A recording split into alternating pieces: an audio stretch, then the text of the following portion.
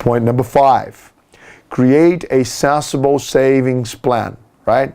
It may seem basic, and we go back into a conversation I already have. What I have seen is people do manage to save the money. They move in with their parents, they move with families, and they save that rent, and they move in with other people, right, for the purpose of saving the money. So imagine you saved $30,000 to $40,000 over the next 2 years, right? I have seen people watch the money, watch a life, watch the money after all that hard work, and they blow it on a holiday. And they go around the world, spend half of the money, sometimes all of it. Be careful of temptations. I also have noticed that people, after 2 years or 3 years of saving the money, they meet somebody special. And they say, oh, let's get married now. And they blow all the money. Please understand this. It's much better for you if you had a cheap wedding and invested that money and then have that money grow, right, to bring a much bigger return than to blow all in one evening. Or what I'd say to you is have your investments pay for your marriage celebration. Every year when you have, your anniversary of your wedding, it's much better to have an asset base you can count on to throw some amazing parties for the rest of your life rather than have one big party. It is just that over the last few years, I have seen many people spend an incredible amount of money on one wedding where they could have bought their first property. Anyway, I'm just being a bit pedantic on this point. When I first arrived in Australia, I couldn't speak a word of English, but I already knew within a few months of arrival that I wanted to buy my first house. So I got 2 jobs. I worked 2 jobs. And then I married this girl and we made a deal. We lived on her income and saved both of mine. So what I'm trying to say here is this. If you're actually gonna do this, might as well just lean in and get it done. Are you in a position to get a second job? And you may think, what actually happens to my life, to my social life? Get this. If you work where you love and you're doing things that you actually enjoy doing, you're living your life. That's the thing. If you're just working and laboring and you hate it, try to work at something that at least you enjoy. Enjoy the people, enjoy the activity, and do it. Get it done. So I had 2 jobs.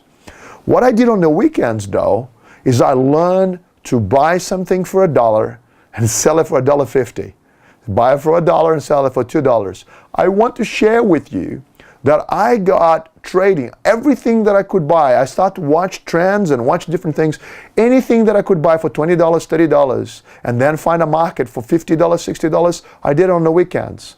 I set up pipelines, and I kept doing it and doing it and doing it. I remember looking at cars to buy. I remember going in and knowing that people are selling cars for different reasons. So if a car is every day of the week worth $10,000, that's what I would do. I'll go in and I offer 6. Well, I would get 10 no's and then 1 yes.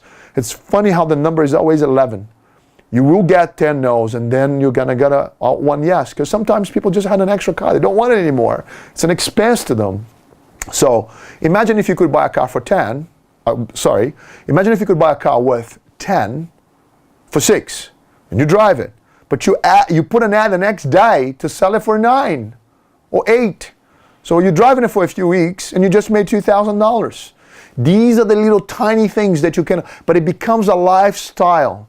Oh, Julio, it is too hard. It is too hard. No. It is your life, And some of you will just save the $300 a week, the $300 a month, and take you a little longer. This conversation is about speeding up, getting 2 jobs, getting done faster, getting 2 jobs and trading things. Is that valid, right? So another thing I want you to consider, point number 6, is making payment off your existing debt is the highest priority. Remember, the lenders are always looking at your traits and the way in which your numbers behave. Okay, so borrowers can free up some very, very strong amount of cash if they first and foremost clear their credit cards, because credit cards are very heavy on interest rates. So if you focus to clearing your credit cards and then to paying, often when people come, it's called debt consolidation. Get fierce. Okay, just stay in your head. No more debt. Get rid of your debt, and you see the repayments on that debt, disappearing, they become savings capability. Does it make sense? So paying off your existing debt, and you not only gonna have more money to put towards your savings, but it will put you in a better financial position later anyway. Know this, lenders will always assess you as a borrower on your ability to save. Then they're gonna look at your assets, your liabilities, your income, and your expenses. But ability to save, put money aside is king.